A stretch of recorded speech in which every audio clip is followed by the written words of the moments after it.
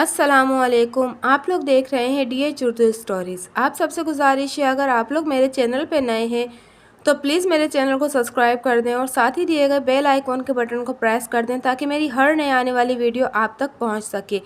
उम्मीद करती हूं कि आज की ये कहानी आपको पसंद आएगी। तुम लोग लिखो, पढ़ो या जो चाहे करो, मेरे बड़े भाई सैयद मज़हर अली ने कहा। घर की तरफ से बेफिक्र हो जाओ, अभी मेरी जिम्मेदारी है, हर खर्च मैं पूरा करूंगा। कुछ अरसे पहले वालिद साहब का इंतकाल हुआ था। हम सब बहन भाई छोटे थे। सबसे बड़े मज़हर भाई थे और वह इन दिनों एक मल्टीनेशनल कंपनी में जॉब पर लगे थे। इनसे छोटा मैं अजहर अली हूँ, मुझसे छोटी बहन जरीना है और फिर एक छोटा भाई अतहर अली है। इसके बाद एक छोटी बहन जरीना और एक छोटा भाई खिजर है जो इस वक्त अम्मी की गोद में था। वालिद साहब अपना मकान छोड़कर गए थे मगर कोई ज़रिया आमदनी नहीं था। सबसे बड़े मज़हर भाई थे और हमारे सारे रिश्तेदार चचा, ताया, मामू और दूसरे खाते पीते और साहिब हैसियत थे, मगर कोई इस वक्त आगे नहीं आया। ज़ुबानी कलामी दुख सबने ज़ाहिर किया, मिलते मिलाते भी रहे, लेकिन जहाँ तक अमली मदद की बात है तो किसी ने इशारा तन भी कुछ नहीं कहा। अगर कोई कुछ कहता तो अम्मी ने किसी से मदद नहीं लेनी थी क्योंकि वो बेहद दर्जे खुददार औरत थीं।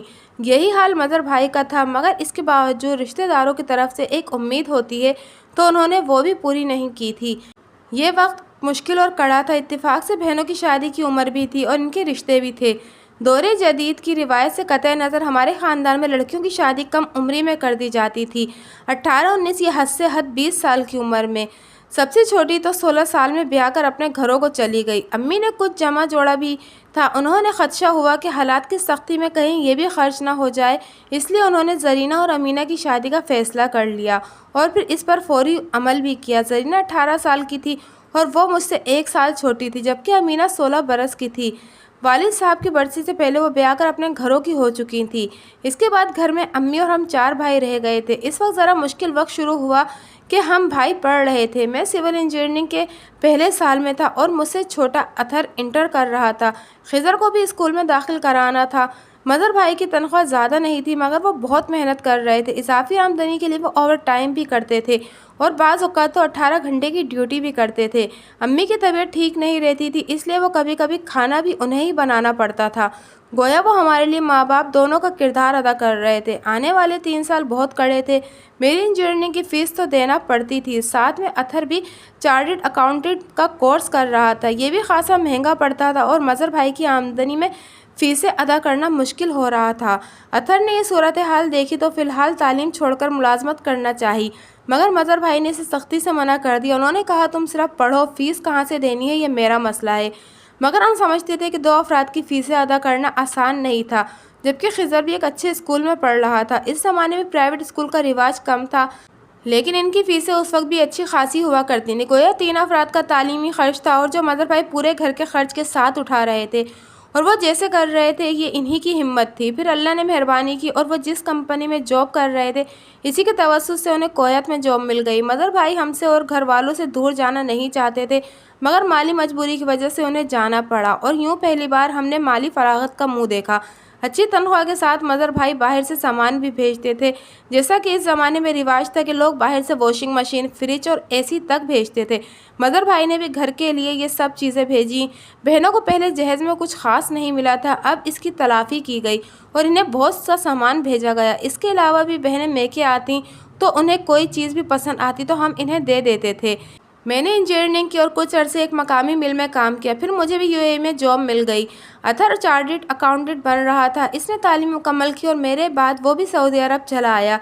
यानी हम तीनों भाई मिडल ईस्ट में कमा रहे थे, मगर घर का खर्च अब भी मदर भाई ही चला रहे थे। उन्होंने हमसे कहा कि हम अपनी रकम जमा करें। मदर भाई सिर्फ ग्रेजुएट थे और पाकिस्तान में इन्हें स्टोर कीपर की जॉब मिली थी। फिर इसी बुनियाद पर वो बाहर गए। वहाँ उन्होंने स्टोर कीपिंग से मुतालिक कुछ कोर्स किए और इनका ओहदा बढ़ गया।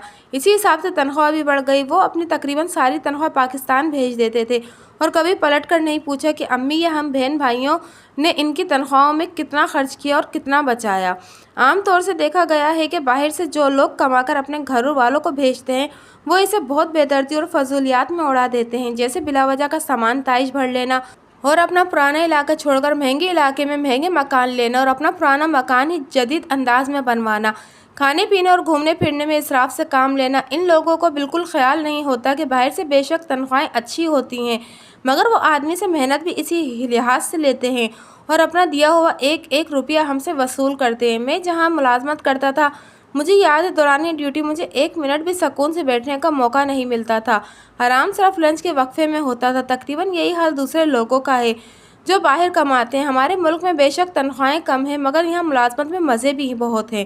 اکثر لوگ تو بس برائے نام ہی ملازمت کرتے ہیں، شاید اسی لیے یہاں کی کمائی میں وہ برکت ہی نہیں ہوتی جو باہر کی کمائی میں ہوتی ہے۔ لیکن امی اور ہم بہن بھائیوں نے کبھی اس محنت کی کمائی کو ناجائز خرچ نہیں کیا۔ جو سامان بھائی باہر سے بھیجتے رہے تھے وہی ہمارے گھر میں رہا۔ مجھے نہیں یاد کہ ہم نے کبھی یہاں سے کچھ خریدا ہو۔ اسی طرح گھر میں معمولی مرمت اور رنگ و روغن کے سوا کوئی کام نہیں کرایا۔ اسی طرح ہم دونوں بھائی بھی اپنی تنخواہ امی کو بھجوا دیتے تھے اور امی اس کے ایک ایک روپے کا حساب رکھتی تھیں۔ انہوں نے یہاں ہمارے اکاؤنٹ کھلوائے ہوئے تھے اور سب کی رقم وہ اسی اکاؤنٹ میں جمع کراتی تھیں۔ یہی وجہ تھی کہ جب ہماری شادیوں کا وقت آیا تو سب کے پاس کافی سے زیادہ رقم تھی۔ تب ہم نے پہلی بار مکان نیو کرانے کا فیصلہ کیا اور ہمیں کوئی پریشانی بھی نہیں ہوئی۔ امی کی دانش مندی نے ہمارے لیے کام مشکل بھی آسان بنا دیا۔ ہمیں نہ قرض لینا پڑا اور نہ ہی اپنا کوئی دوسرا خرچ روکنا پڑا اور ہمارا ایک منزلہ گھر چند مہینے میں 3 منزلہ ہو گیا۔ خضر ابھی چھوٹا تھا۔ زرینہ بیاہ کر راول پنڈی گئی تھی مگر امینہ کراچی میں تھی۔ اس کے شوہر رضوان نے گھر کی تعمیر کی ذمہ داری لے لی اور بہت اچھی طرح نبھائی۔ میں شادی نہیں کر رہا امی، مظہر بھائی نے کہا تو امی حیران رہ گئی۔ کیوں بیٹا، تو پہلے بھی منع کرتا رہا ہے، بہانے کرتا رہا ہے کہ بھائیوں کو سیٹ کرنا ہے، اب تو سب ہو گیا ہے۔ مظہر بھائی نے گہری سانس لی۔ امی یہ سچ ہے، پہلے میں بھائیوں کے لیے دل مارتا رہا، آپ کے لیے کرتا رہا مگر اب میں اندر سے خود کو مردہ محسوس کرتا ہوں۔ کیا فائدہ میں کسی سے شادی کروں اور اسے خوش نہ رکھ سکوں؟ اس لیے میں نے فیصلہ کیا ہے کہ اب میں شادی نہیں کروں گا۔ آپ صرف اظہر اور اطہر کے لیے لڑکیاں دیکھیں۔ مظہر بھائی اور امی کی گفتگو ان کی کویت واپسی سے ایک دن پہلے ہوئی تھی اور میں نے اتفاق سے سن لی تھی۔ مظہر بھائی اس وقت بھی کوئی بہت بڑے نہیں تھے، ان کی عمر 36 برس تھی۔ میں مظہر بھائی سے 6 سال چھوٹا ہوں اور اطہر مجھ سے 3 سال چھوٹا ہے۔ میں 30 برس کا تھا اور اطہر 27 برس کا۔ جب امی نے ہم بھائیوں کی شادی کا فیصلہ کیا اتفاق سے ہم سب ہی ایک ساتھ چھٹیوں پر آئے ہوئے تھے اور اب واپسی تھی۔ اب انہی دنوں امی نے ہماری شادی کا فیصلہ کیا۔ میرے اور اطہر کے لیے لڑکی دیکھ لی تھی مگر مظہر بھائی کے لیے تلاش کرنی تھی۔ ان کی عمر ذرا زیادہ تھی، اس لحاظ سے ان کے لیے کم عمر لڑکی کا رشتہ آسانی سے نہیں مل رہا تھا اور جہاں مل رہا تھا وہاں امی مطمئن نہیں تھیں۔ یوں ان کا معاملہ اٹک رہا تھا اور شاید اسی وجہ سے دل برداشتہ ہو کر انہوں نے شادی سے انکار کیا تھا، ورنہ 36 برس کون سی بڑی عمر ہوا کرتی ہے۔ میں نے اطہر کو بتایا اور اس سے کہا اگر شادی ہوگی تو ہم تینوں بھائیوں کی ہوگی، ورنہ کم سے کم میں مظہر بھائی کے بغیر شادی نہیں کروں گا۔ تو میں کون سا کر لوں گا؟ اطہر نے خفگی سے کہا۔ کیا تم مجھے خود غرض سمجھتے ہو؟ مگر مسئلہ تو ان کا ہے اور اگر وہ مان جائیں تو ابھی لڑکی کہاں ملی ہے؟ لڑکی مل جائے گی، میں نے سوچتے ہوئے کہا۔ تم اور امی مظہر بھائی کو راضی کرو، اگر تم لڑکی تلاش کر لیتے ہو تو باقی کام ہمارا ہے۔ اطہر نے یقین سے کہا۔ بھائی راضی ہوں گے؟ در حقیقت مجھے مظہر بھائی کے انکار سے دھچکا لگا تھا۔ شاید ہم نے خود غرضی کا ثبوت دیا تھا۔ ہم چند سال پہلے اس پوزیشن میں آ گئے تھے کہ ان کی شادی کر سکتے تھے مگر امی تو اس وقت بھی زور دیتی رہی تھی اور یہ مظہر بھائی تھے جو بار بار انکار کرتے تھے، بلکہ ایک بار تو امی نے لڑکی بھی پسند کر لی تھی اور اس کے گھر والوں سے بات بھی کر لی تھی مگر مظہر بھائی نے انکار کر دیا۔ امی تو زور دیتی رہی تھی لیکن ہم بھائیوں نے بھی مظہر بھائی پر زور نہیں دیا کہ وہ شادی کر لیں۔ اگر یہ ہماری کوتاہی تھی تو میں نے سوچ لیا کہ اس کی تلافی کرنی ہے اور اس کا حل بھی میرے ذہن میں تھا۔ میں دبئی کی جس کمپنی میں جاب کرتا تھا وہاں اکثر پاکستانی تھے اور بہت سے کراچی کے ہی تھے۔ ان میں سے میرا ایک ماتحت جنید بھی تھا۔ جنید نوجوان اور ایک اچھے خاندان سے تعلق رکھتا تھا۔ سول ڈرافٹ مین کا کورس کر کے وہ اب یہاں جاب کر رہا تھا۔ اس کے باپ کا بھی اس وقت انتقال ہو گیا تھا جب جنید کے سوا سارے بہن بھائی چھوٹے تھے۔ جنید نے گھر بھی چلایا اور اپنی تعلیم مکمل کی۔ اس سے چھوٹے 4 بہن بھائی تھے۔ گزشتہ سال اس کی شادی ہوئی تھی اور ان میں سے اس سے چھوٹی بہن جو سرکاری جاب کر رہی تھی وہ اس کی شادی کرنا چاہتے تھے۔ نورینہ نے ایم اے میں ٹاپ کیا تھا اور اسے گولڈ میڈل ملا تھا۔ وہ اپنی تعلیم کی وجہ سے فیڈرل گورنمنٹ میں آفیسر کی جاب ملی تھی۔ عمر بھی زیادہ نہیں تھی، بس رنگ سانولا تھا ورنہ نقوش بہت اچھے تھے۔ جنید بہن کے لیے فکر مند تھا اور اس نے مجھ سے بھی رشتے کا کہا تھا۔ میں نے وعدہ کیا تھا کہ مجھ سے جو ہو سکا میں کروں گا۔ واپس جا کر میں نے اس سے بات کی۔ مظہر بھائی کی تازہ ترین تصویر ساتھ لے کر گیا تھا۔ میں نے جنید سے کہا یار تم نے تو نورینہ کے رشتے کی بات کی تھی، تو ادھر ہم مظہر بھائی کی شادی کرنا چاہ رہے ہیں۔ تم مظہر بھائی کو اچھی طرح جانتے ہو، مل بھی چکے ہو، صرف عمر ذرا زیادہ ہے۔ نورینہ سے 13 سال بڑے ہیں، باقی کوئی مسئلہ نہیں ہے۔ میں امی سے بات کرتا ہوں، جنید نے کہا۔ مجھے اس میں کوئی اعتراض نہیں ہے، مجھے امید ہے کہ امی بھی مان جائیں گی۔ तुम बहन से पूछ लेना, सबकी रजामंदी ज़रूरी है। अतहर भाई आपकी फैमिली को मेरा पूरा घर अच्छी तरह जानता है और आपको पसंद भी करते हैं।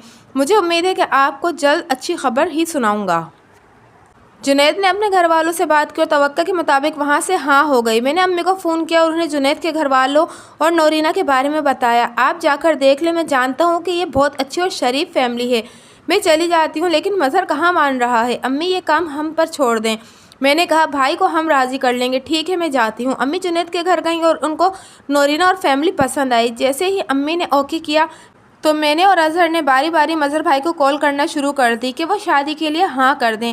उन्हें नहीं बताया था कि इनके लिए रिश्ता भी देख लिया है। पहले तो इनकार करते रहे, मगर हम भी साबित कदमी से इनको कॉल करते। आखिर तंग आकर उन्होंने कहा ठीक है बाबा, मैं राज़ी हूँ, लेकिन रिश्ता कहाँ है, किससे मेरी शादी करोगे? ये बात उन्होंने मुझसे कही थी। मैंने कहा लड़की के लिए आपकी शर्त क्या है? तालीम याफ्ता और सुलझे सहन की मालिक हो, बाकी शक्ल सूरत मुनासिब हो। अगर ऐसी लड़की है, इससे भी अच्छी लड़की मौजूद हो तो आप फिर तो इनकार नहीं करेंगे। यार सच कहूँ तो अब मुझे शादी करते हुए अजीब सा लग रहा है। ये आपको अभी लग रहा है, जब आपकी शादी हो जाएगी तो कुछ अरसे बाद सब नॉर्मल हो जाएगा। बस आप हाँ कर दें, ये सोच कर ही हाँ कर दें कि हम भाई आपके बग़ैर शादी नहीं करेंगे, हमारा हतमी फ़ैसला है। ठीक है यार, मैं राज़ी हूँ। वो बोले बस ख्याल रहे मुझे फंसवा मत देना, मैं हर तरह की जिम्मेदारी लेता हूँ। मैंने कहा और अम्मी की रजामंदी से आगाह किया। अम्मी ने फ़ौरन जाकर बात पक्की कर ली और चंद दिन बाद शादी की तारीख भी ले ली। क्योंकि शादियां एक साथ थीं, इसलिए हम तीनों भाइयों को छुट्टी लेना पड़ी। सबसे कम छुट्टी मज़हर भाई को मिली थी और वो सिर्फ 10 दिन के लिए आए थे। इसके बाद उन्हें वापस जाना था। मगर शादी के अगले दिन ही हमने जो इनके तासुरात देखे, हम सबके दिलों में ठंड पड़ गई। हमारे भाई ने जिस तरह हमारे लिए कुर्बानी दी थी, हमें लगा कि हमने इस पर थोड़ा सा जवाब दे दिया है। बाकी असल सिला तो उन्हें ऊपर वाले ने दिया था। मदर भाई जाते हुए अफसरदा थे, इसलिए भी कि नौरीना भाभी जॉब करती थी और इनकी मजबूरी थी कि वो कोयत नहीं जा सकती थी। उन्होंने जॉब मदर भाई की इजाज़त से जारी रखी थी। हम भाई बहुत अरसे घर में यूँ रहे कि बस अम्मी होती थी और वो खामोश तबाह थीं। ज़्यादा बोलना उन्हें आता नहीं था। बहनें आती तो घर में रौनक हो जाती, जो सिर्फ औरत के दम कदम से होती है। इसलिए जब एक साथ 3 औरतें घर में आईं तो बाकौल अथर के जहाँ उल्लू बोलते थे, अब वहाँ मैनाएं चहचहाने लगी थी। खुशकिस्मती से तीनों ही अच्छे और सुलझे मिजाज की और सबसे बनाकर रखने वाली थी। कोमल ने अपने हुस्न और सलूक और खिदमत गुजारी से मुझे अपना गर्विदा बना लिया था, और जब इसने मेरे घर वालों से भी बनाकर रखी तो पूरी तरह मेरे दिल में घर कर गई। यही वजह थी कि वापस जाते हुए मैं बहुत उदास था और मेरा दिल नहीं चाह रहा था कि मैं वापस जाऊं। अगर रोज़गार की मजबूरी ना होती तो मैं यही करता। कोमल का तो बुरा हाल था, इसका बस नहीं चल रहा था कि मेरे सूटकेस में बंद होकर मेरे साथ चली जाए। मैंने उससे कहा मैं कुछ अरसे बाद तुमको बुला लूँगा। उसने इनकार किया, नहीं आप वापस आ जाएं। खिज़र बेशक अब जवान है, लेकिन है तो लड़का ना, और अम्मी है। मैं, रमना और नौरीना भाभी चले गए तो ये बिल्कुल अकेले रह जाएंगे। घर में कोई तो बड़ा मर्द हो। कोमल की इस बात ने मुझे सोचने पर मजबूर कर दिया। वाकई घर में किसी मर्द का होना चाहिए था, ख़ास तौर से जब यहाँ 3 शादीशुदा औरतें भी थीं। मदर भाई की पोस्ट बहुत अच्छी थी और अथर को इसकी तालीम की बिना पर तनख्वाह अच्छी मिल रही थी। मैं जहाँ लगा हुआ था वहाँ मुझे तनख्वाह तो अच्छी मिल रही थी, मगर इससे कुछ कम मैं मुल्क में रहकर भी हासिल कर सकता था। इसलिए मुझे नौरीना की बात दुरुस्त लगी। मैंने अम्मी और भाइयों से मशवरा किया तो इत्तेफाक से वो भी यही सोच रहे थे। अथर ने कहा यार सच्ची बात है, मेरा इस वजह से यहाँ दिल कम लगता है कि रमना, कोमल भाभी और नौरीना भाभी हमारी जिम्मेदारी हैं। कोई मसला हो जाए तो वहाँ देखने वाला कौन है? सिर्फ एक खिज़र है, और वो भी एक लड़का है, अभी पढ़ रहा है, और इसके लिए हम में से किसी का वहाँ होना ज़रूरी है। यूँ तय हुआ कि मैं दुबई से जॉब छोड़कर वापस पाकिस्तान आ जाऊँ और यहाँ नौकरी करूँ। मैं आज से कोई 20 साल पहले वापस आया और जब मेरा पहला बरखुरदार दुनिया में आ चुका था, मैंने यहीं जॉब तलाश कर ली। इस वक्त जॉब आसानी से मिल जाती थी। इसमें आमदनी अगरचे कम थी, मगर कोई ख़ास फ़र्क नहीं पड़ता था। हाँ, पहले जो बचत कर लिया करता था अब वो नहीं हो पाती थी। मकान अपना था और बिलों की सारी जिम्मेदारी मज़हर भाई और अथर ने ले ली थी। अम्मी और खिज़र का खर्च वो अलग से भेजते थे। शादी के शुरू दिनों में किचन एक रहा था, क्योंकि अफराद ही कितने थे। मैं दरमियान वाले फ्लोर पर था और दोनों भाभियाँ नीचे अम्मी के साथ थीं। ऊपर वाला फ्लोर अथर का था, मगर वो खाली पड़ा था।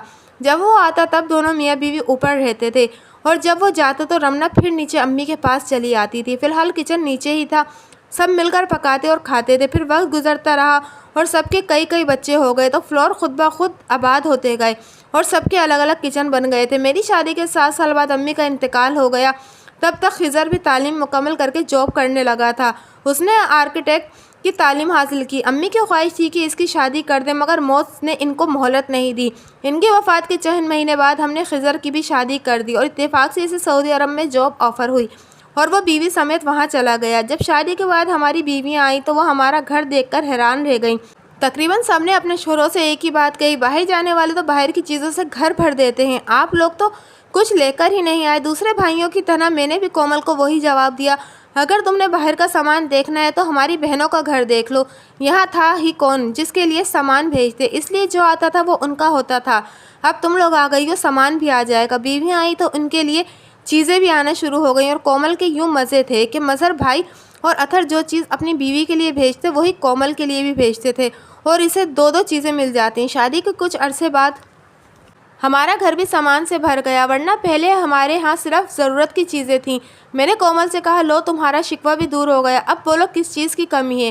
کسی چیز کی کمی نہیں، وہ ہنسی، بلکہ جس چیز کی کمی تھی وہ بھی پوری ہو گئی۔ کومل کا اشارہ میری طرف تھا، وہ شروع دن سے میری جدائی برداشت نہیں کر پا رہی تھی اور یہی حال میرا تھا۔ اللہ نے ہم میاں بیوی کے دل میں ایک دوسرے کے لیے بہت محبت رکھی تھی، اس لیے آنے کے بعد جب مجھے بے روزگاری کے کچھ دن بھی گزارنا پڑے تب بھی میں خوش رہا۔ پھر جاب مل گئی اور تنخواہ بھی مناسب لگی تو زندگی مزید آسان ہو گئی۔ کچھ عرصے بعد اطہر نے رمنا کو بلا لیا اور اس کے 1 سال بعد مظہر بھائی وائنڈ اپ کر کے پاکستان آ گئے، انہوں نے یہیں اپنا بزنس شروع کر دیا۔ پھر نورینہ بھابھی کی بھی جاب تھی، جب تک مظہر بھائی کا بزنس سیٹ نہیں ہو گیا انہوں نے سپورٹ کیا۔ بزنس سیٹ ہونے کے بعد اللہ نے مظہر بھائی کو اتنا دیا کہ انہوں نے ڈیفینس میں اپنا بنگلہ بنوا لیا اور بعد میں انہوں نے اپنے بچوں کو اعلیٰ تعلیم کے لیے لندن تک بھیجا۔ یوں انہوں نے اپنے بہن بھائیوں کے لیے جو قربانی دی تھی اللہ نے اس کے صلے میں انہیں بے پناہ نواز دیا۔ میرے بڑے صاحبزادے امید علی کے بعد سعید علی پیدا ہوئے، اس کے بعد اللہ نے 2 بیٹے زید اور عبید دیے۔ ہم میاں بیوی کو بیٹی کی اشد خواہش تھی، مگر یہاں اللہ کی مرضی نہیں تھی، اس لیے ہم راضی رہے۔ ہم نے سوچ لیا کہ جو ہماری بہویں آئیں گی وہی ہماری بیٹیاں ہوں گی۔ مجھے پاکستان آئے ہوئے 12 سال ہونے کو آئے تھے، بھائیوں کی اولادیں بھی تقریباً آس پاس ہوئیں اور وہ ہم عمر بھی ہو گئیں۔ اسٹیٹس سے قطع نظر ہم بھائیوں نے اولاد میں بہت میل ملاپ تھا۔ مظہر بھائی اور اطہر بھائی کے بچے اعلیٰ درجے کے مہنگے اسکولوں میں پڑھنے گئے اور میرے بچے عام پرائیویٹ اسکول میں تعلیم حاصل کر رہے تھے، اور جب اپنے کزن سے ملتے اور ان کی اسکولنگ کا سنتے تو انہیں بھی شوق ہوتا کہ وہ اعلیٰ درجے کے اسکولوں میں پڑھے۔ میرا رجحان شروع سے مذہب کی طرف زیادہ تھا، اگرچہ ہمارے سارے گھرانے کا رجحان مذہب کی طرف تھا اور تقریباً سبھی روزے نماز کے پابند تھے، لیکن میں اور کومل اس معاملے میں ذرا آگے تھے۔ ہم نے فیصلہ کیا کہ اپنی ایک اولاد کو حافظ قرآن بنائیں گے، یہ کہ شاید اسی سبب اللہ آخرت میں ہماری بخشش کر دے۔ مگر یہ فیصلہ ہم نے بچوں پر چھوڑا تو سب سے بڑے امید نے حافظ بننے کا اشتیاق ظاہر کیا اور ہم نے اسے 5ویں کے بعد حفظ کرانا شروع کر دیا۔ اس نے دل لگا کر اللہ کی کتاب کو سینے میں محفوظ کیا اور 3 سال بعد حفظ مکمل کر لیا۔ اس کے بعد اسکولنگ کا مرحلہ پھر سے شروع ہوا، تب امید اور اس سے چھوٹے سعید نے جو ابھی 8ویں میں آیا تھا مجھ سے کہا، بابا ہم بھی اچھے اسکول میں پڑھنا چاہتے ہیں۔ میں نے کہا، بیٹا اچھے اسکول کی فیس بھی اچھی ہوتی ہے اور تمہارے باپ کی آمدنی تمہارے سامنے، میں تمہیں اسی درجے کے اسکول میں پڑھا سکتا ہوں۔ بابا ہم چچا اور تایا کے بچوں سے پیچھے نہیں رہنا چاہتے، امید نے کہا۔ تو اس کی بات سن کر میں سوچ میں پڑ گیا اور کئی دن سوچ بچار کرتا رہا۔ بالآخر مجھے ایک ہی راستہ نظر آیا کہ میں پھر سے باہر چلا جاؤں، صرف باہر کما کر ہی اپنے بچوں کو تعلیم اچھی دلوا سکتا تھا۔ میں نے کومل سے کہا تو وہ کچھ دیر کو مرجھا سی گئی، آپ باہر چلے جائیں گے؟ مجبوری ہے، میرے بچوں نے تعلیم کا سوال کیا ہے، انہوں نے مجھ سے کبھی دنیا کی کوئی آسائش نہیں مانگی، کبھی یہ نہیں کہا کہ ان کے چچے اور تایا کے بچے کہیں زیادہ عیش و آرام میں رہتے ہیں، میں انہیں بھی یہ عیش و آرام دوں۔ انہوں نے وہ مانگا ہے جو ہر اولاد کا حق ہوتا ہے، اب بتاؤ میں کیسے انکار کروں؟ اس سے کیسے کہوں کہ میں ان کو اچھی تعلیم نہیں دلا سکتا جبکہ مجھے باہر جاب مل سکتی ہے؟ کومل نے سوچا اور بولی، آپ ٹھیک کہہ رہے ہیں، انہوں نے کبھی ایسی بات نہیں کی، اس لیے میں سوچ لیا ہے کہ میں باہر چلا جاؤں اور وہاں سے کما کر بھیجوں۔ کومل نے حساب لگایا، ابھی تو انہوں نے میٹرک کرنا ہے، پھر ان کے اعلیٰ تعلیم کے مراحل بھی ہیں، ان میں سے کم 6 سال لگیں گے، یعنی آپ کو 8-9 سال باہر رہنا پڑے گا، شاید اس سے بھی زیادہ۔ میں نے کہا، تم بھول رہی ہو، ہمیں اپنا گھر بھی بنانا ہے، یہ گھر تو سب کا ہے اور بالآخر اسے بیچ کر سب کو حصہ دینا ہوگا۔ میں سب کا حصہ خرید بھی لوں تب بھی اس کے لیے رقم تو درکار ہوگی، سمجھ لو یہ صرف بچوں کے مستقبل کا سوال نہیں ہے، ہمارے مستقبل کا بھی سوال ہے۔ آپ ٹھیک کہہ رہے ہیں، ہمیں یہ کڑوا گھونٹ بھرنا پڑے گا۔ یہ کہتے ہوئے کومل کی آنکھیں نم ہو گئیں، خود میری حالت اندر سے اچھی نہیں تھی، حالانکہ یہ فیصلہ میں نے ہی کیا تھا، मगर अंदर से बार बार डनोडोल हो रहा था, मैं जाऊं या ना जाऊं। खास तौर से जब कोमल को देखता तो दिल कहता मत जाऊं, मगर जब बच्चों को देखता तो दिमाग कहता कि ज़रूर जाऊं। ये इनके मुस्तकबिल का सवाल था। इसी कश्मकश में मैंने जॉब से छुट्टी ली और वीज़ा लेकर यूएई चला गया। मेरी अपनी जान पहचान भी थी और भाइयों की वजह से भी बहुत से लोग जानते थे, इसलिए मुझे दूसरे ही हफ्ते एक कंपनी में सिविल इंजीनियर की जॉब मिल गई। तनख्वाह बहुत अच्छी थी और ये मेरी पाकिस्तान की आमदनी के मुकाबले में 4 गुना ज़्यादा थी। मैंने हामी भर ली और वापस आकर जॉब से इस्तीफ़ा दिया। इस दौरान में मेरा वीज़ा लग कर आ गया था। जब मेरी जाने का वक्त आया तो मैंने उम्मीद और सईद से कहा, देखो बेटा, मैं सिर्फ़ और सिर्फ तुम्हारी खातिर बाहर जा रहा हूँ, वरना तुम तो जानते हो कि तुम्हारी माँ की वजह से मैं पहले भी बाहर की मुलाजमत छोड़ कर आ गया था। अब मेरी एक शर्त है कि तुम दोनों मैट्रिक में से कम A ग्रेड तो लोगे। अगर तुम दोनों ने ऐसा कर लिया तो ठीक है, वरना मैं वापस आ जाऊँगा। बाबा, हम वादा करते हैं कि हम मैट्रिक में A ग्रेड से भी अच्छे नंबर लाकर दिखाएंगे, उम्मीद ने कहा और सईद ने भी इसकी तायद की। तुमने अपनी सारी तवज्जो पढ़ाई पर देनी है। यहाँ तुम्हारे सर पर सिर्फ तुम्हारी माँ है और इसे नहीं मालूम कि तुम घर से बाहर क्या कर रहे हो, इसलिए अब अपनी निगरानी भी तुम्हें खुद करनी है। तुम्हें मालूम है कि क्या अच्छा है और क्या बुरा है। मैं जानता था कि मेरे बच्चे सुलझे हुए हैं। मैंने और कोमल ने इनकी परवरिश अपनी तरफ से बेहतरीन की थी और सिर्फ अल्फाज से नहीं बल्कि अमल से भी इनकी तरबियत दी थी। इसलिए ये उम्मीद थी कि मेरी गैर मौजूदगी में वो भटकेंगे नहीं, मगर दिल को एक धड़का भी था कि वो बच्चे ही तो हैं और आज का दौर तो बहुत ख़राब है। इसलिए जब बाहर रवाना हुआ तो मेरा दिल इस वक्त भी आमादा नहीं था। शुरू के कुछ अरसे तो बहुत मुश्किल पेश आई। मैं बीवी और बच्चे और रिश्तेदारों में रहने वाला शख्स हूँ और जब अचानक ही अकेले रहना पड़ा तो बहुत दिल ख़राब हुआ, मगर फिर रफ्ता रफ्ता इत्मीनान आने लगा। आने से पहले मैं उम्मीद और सईद को एक बेहतरीन स्कूल में दाखिल करा के आया था, जो सिर्फ महंगा नहीं था बल्कि यहाँ तालीमी मेयार भी बहुत अच्छा था। इत्तेफाक से स्कूल का मालिक मेरा दोस्त था। इसके बावजूद बच्चों को यहाँ दाखिल कराने से पहले मैंने इनका नसाब देखा, जो मुल्क के दूसरे बेहतरीन स्कूलों के नसाब से किसी तरह कम नहीं था। मैंने यूएई से कमाकर भेजना शुरू किया और मेरे बच्चे अपनी मर्ज़ी के स्कूल में पढ़ने लगे। स्कूल के अलावा इनकी ट्यूशन भी थी और जो इसी मेयार की थी और इसकी भी अच्छी खासी फीस जाती थी। 1 साल गुजरा और जब उम्मीद का रिज़ल्ट आया तो मेरे दोस्त ने खुद मुझे कॉल की और इत्तला दी, यार मुझे अफसोस है, उम्मीद एक पेपर में रह गया है। मैं शौक में रह गया था, एक पेपर में रह गया। उसने तो कहा था कि पूरी मेहनत करेगा, मेहनत पूरी कर रहा है और अगर मैं गवाह हूँ कि मगर यार तुम खुद सोचो, इसने दरमियान की 3 क्लासेस सिरे से नहीं पढ़ी और अब वो बराह रास्त 9 क्लास का इम्तिहान दे रहा है, तो कुछ ना कुछ तो मसला होगा। मगर तुम्हारे दूसरे बरखुरदार ने पूरे स्कूल में टॉप किया है। आज तक 8वीं क्लास में किसी बच्चे ने इतने नंबर नहीं लिए हैं। मुझे कुछ ढारस हुई कि उम्मीद ना सही सईद पढ़ने में तेज़ है। मैंने उम्मीद से बात की तो वो बहुत शर्मिंदा हो रहा था। सॉरी बाबा, मैंने पूरी कोशिश की मगर मैं कामयाब नहीं हो सका। लेकिन बाबा, इस 1 साल में मैंने बहुत सी चीज़ें कवर कर ली हैं। अगले साल आपको शिकायत नहीं होगी। तुम्हारी परसेंट 67 और अगले साल 80% लाना बहुत दुश्वार काम है। मैंने मायूसी से कहा, तुम्हें अंदाज़ा है कि तुम्हें 90 से ऊपर नंबर लेना होंगे पेपर में। जी अब्बू, मैंने सोच लिया है, इसने एक अज़म से कहा। मेरे दोस्त ने मुझे कॉल की और मशवरा दिया, उम्मीद से कहो कि 9 रिवाइज़ कर ले, मुझे यकीन है इस बार वो बहुत हाई मार्क्स लेगा। मैंने उम्मीद से कहा कि तुमने इससे इनकार कर दिया, इस तरह तो सईद मेरे बराबर आ जाएगा, तो मैं क्या अपने छोटे भाई के साथ पढ़ूंगा। हामिद का कहना है कि इस तरह तुम्हारी परसेंटेज बहुत अच्छी हो जाएगी, तुम 90% से ज़्यादा मार्क्स ले लोगे। मगर उम्मीद आमादा नहीं हुआ और इसके ख्याल में ये इसकी बेइज्जती होगी कि वो अपने छोटे से भाई के साथ एक ही क्लास में पढ़ेगा। इसने मुझसे कहा कि वो लाजमी A ग्रेड कर दिखाएगा, चाहे इसके लिए इसे जान क्यों ना लगानी पड़े। फिर इसने सचमुच जान लड़ा दी। जिस वक्त मैं घर कॉल करता मुझे पता चलता कि वो पढ़ रहा है या ट्यूशन के लिए गया है। स्कूल से आने के बाद बस इसके यही 2 काम थे। इसने तमाम मशागिल छोड़ दिए थे। पहले शाम को बाहर जाकर खेल लेता था, वो भी बंद कर दिया था। रिश्तेदारों के यहाँ आना जाना बंद कर दिया।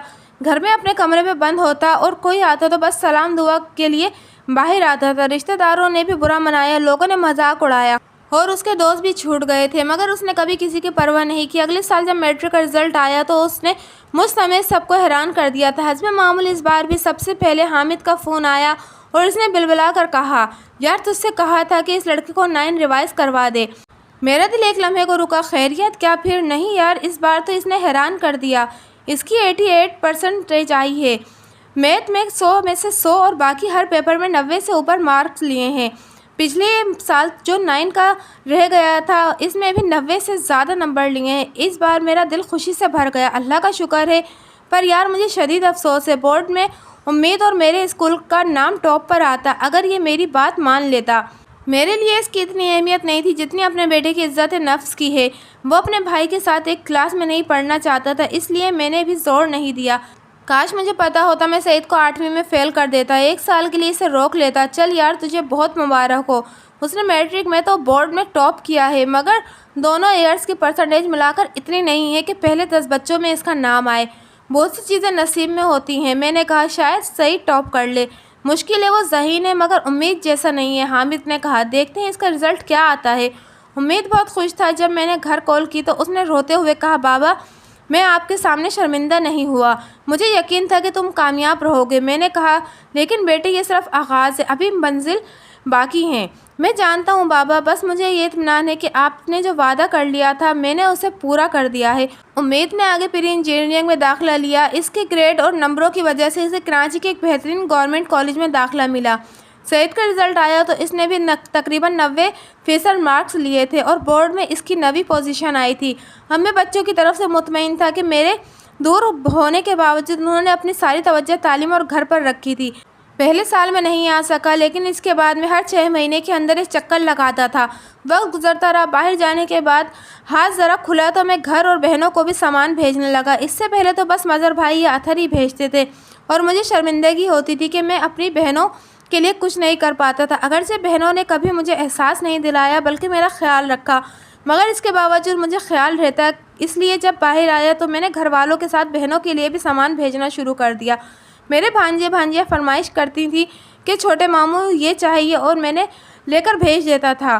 بچے جیسے جیسے اگلی تعلیمی مدارج میں جا رہے تھے ویسے ویسے اخراجات بڑھتے جا رہے تھے۔ میں نے سوچا تھا کہ گھر کے لیے بھی سیونگ کروں گا، مگر وہ اتنی نہیں ہو پا رہی تھی۔ مکانات اور زمین کی قیمتیں آسمان سے باتیں کرنے لگی تھیں۔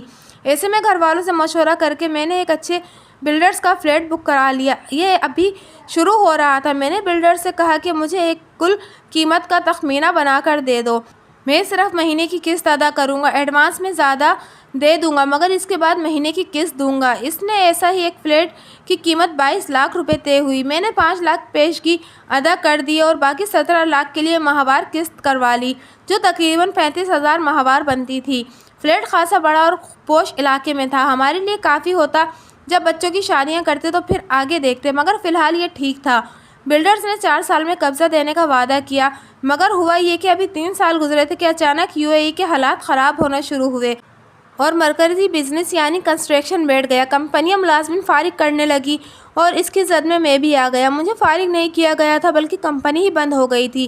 اس نے UAE میں اپنا دفتر بند کر دیا تھا اور ملازمین کی چھٹی کر دی۔ حالات ایسے تھے کہ جاں بس میں تھی نہیں۔ میں نے کوشش کی کہ کہیں جاب تلاش کر لوں، پھر میں نے یہ کہا کہ رہائشی ویزا بھی لے لیا۔ اب میں یہاں بیوی بچے کے ساتھ رہ سکتا تھا، مگر اس صورت میں جو بچت ہوتی تھی وہ نہیں کر سکتا تھا اور نہ ہی یہاں بچوں کو اعلیٰ تعلیم دلا سکتا تھا کہ وہ انتہائی مہنگی تھی۔ یہاں تو عام اسکولنگ بھی بہت مہنگی ہے، جس کی اچھی تنخواہیں ہوتی ہیں وہ بھی افورڈ نہیں کر سکتے۔ اس لیے میں نے کبھی بیوی بچوں کو یہاں رکھنے کی کوشش نہیں کی، وہ بس سیر و تفریح کرنے آتے اور پھر چلے جاتے۔ جاب ختم ہوئی تو پریشانی کا آغاز ہو گیا، کیونکہ جمع جتا کچھ نہیں تھا۔ جو کمایا تھا وہ بچوں کی تعلیم اور فلیٹ پر لگا دیا تھا، اس لیے جب میں مجبوراً واپس آیا تو تقریباً خالی ہاتھ تھا۔ میں نے خدا کا شکر ادا کیا کہ امید کا انجینئرنگ کا آخری سال تھا اور سعید کے MBA کے 2 سال باقی تھے۔ بچوں کی فیس کی رقم میں پہلے بھی بڑھ چکا تھا اور اس صورت میں خاصا ڈسکاؤنٹ بھی مل گیا تھا۔ دونوں چھوٹے برخوردار ابھی کالج اور اسکول میں تھے۔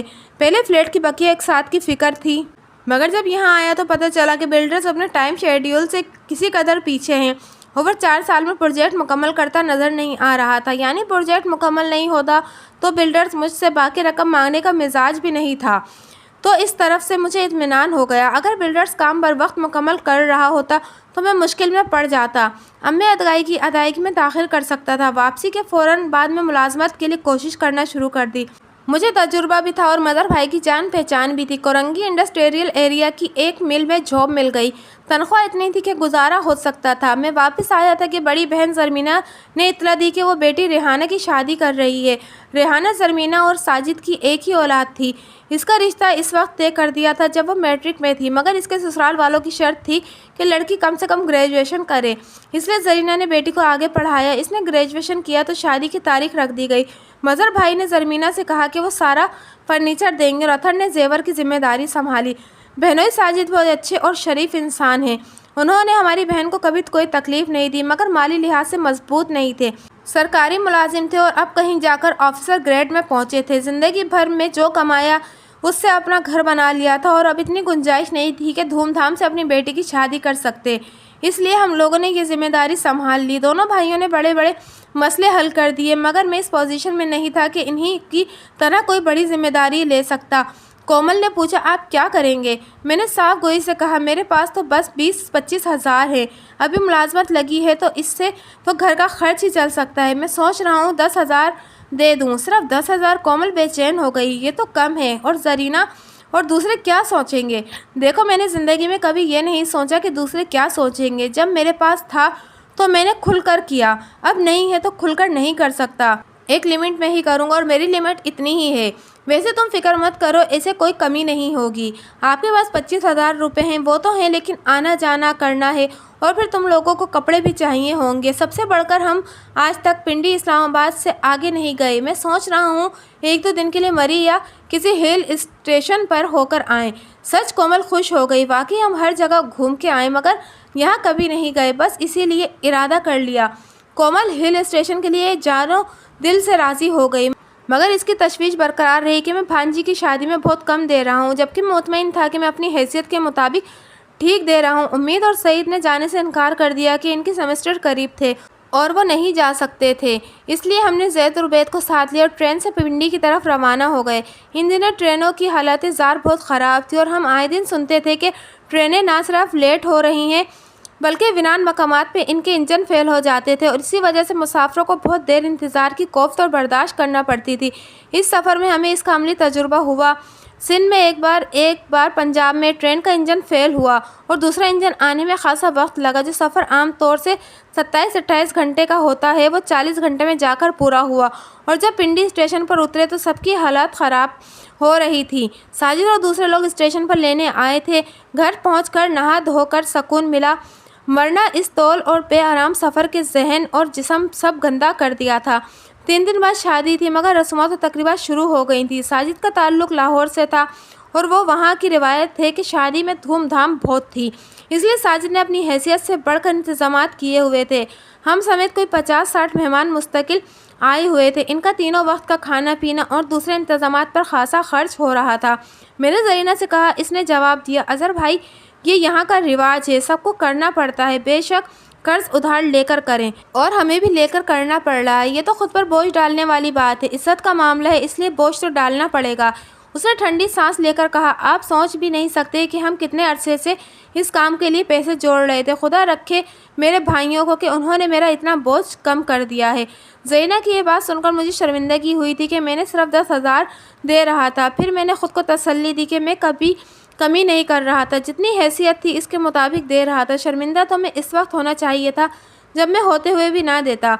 वहाँ साजिद के रिश्तेदार भी आए हुए थे। इनके भाइयों और बहनों ने भी बहुत कुछ दिया था, मगर सारा चर्चा मज़र भाई और अथर के गिफ्ट का था जो भांजी को दे रहे थे। मेरा कहीं नाम नहीं था, इसलिए मुझे अजीब सा लग रहा था। ये बात कोमल ने भी महसूस की और मौका पाकर उसने तन्हाई में कहा, यहाँ तो सिर्फ मज़र भाई और अथर भाई का कह रहे हैं और आपका तो कोई नाम ही नहीं ले रहा। हमारी तो बेइज्जती हो जाएगी। देखो, मैं एक बात जानता हूँ। मैंने कहा, इज़्ज़त और ज़िल्लत अल्लाह देने वाला है और वो मेरे हाल और नियत से अच्छी तरह वाकिफ़ है। मुझे इसकी से पूरी उम्मीद है कि वो मुझे कभी बेइज्जत नहीं करेगा। मगर कोमल की तसल्ली नहीं हुई थी। वो फिक्रमंद और परेशानी में थी। जिस दिन जहेज को सामान जाना था, इस दिन दुल्हन वालों की तरफ से सब आए थे और एक पूरी तकरीब थी। मैं इसका मकसद समझने से कासिर था, इसलिए जब बाकायदा जहेज सजाया गया और सिवाय फर्नीचर के बाकी सारी चीज़ें लाकर एक स्टेज पर रखी गई तो पता चला कि अभी ऐलान होगा कि किसने क्या दिया है। अब मुझे भी फिक्र लाहिक हुई कि ये तो सरेआम बताने वाली बात थी और 2 मामू ने इतना कुछ दिया और एक मामू ने सिर्फ 10,000 दिए। सब मेहमान वहाँ जमा थे। कोमल ने मुझसे कहा, मैं इसी का सोच कर डर रही थी। मुझे पता ही नहीं था कि ऐसी भी कोई तकरीब होनी है, यहाँ होती है, आपको क्या पता?